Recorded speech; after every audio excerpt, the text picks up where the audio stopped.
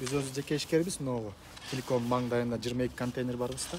Ошо 22 контейнерлер өзүбүз бүгүн сүйлөшүп, ишембилик кылып сүйлөштүк да, ишембилик чыгайлы контейнер акча чогултканбыз. Эмелер столбалар жасатып, анан ошо освещение бияк ошо жарык болсун деп өзү демирчү өзү кылганбыз да. 22 контейнер ээлери акча чогултуп чыгарганбыз. Ошо бүгүн столбалар орноштуруп атабыз. Кудай буйрса, бүгүн орноштурсак, эртең уже кудай буйрса свет коебуз да.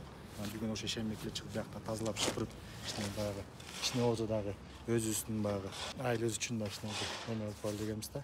Столба 1000 сомдон чогултсак где-то бир 28 миң тегереги болот, 30 миңге жакын эс.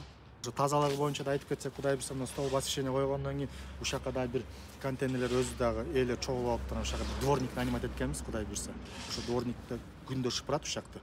Эмеден баштап аягына чейин асфальтта тазалап кармайт. Ошого да өзүбүз акча чыгарганбыз. Алага өзүнчө айлык төлөп беребиз.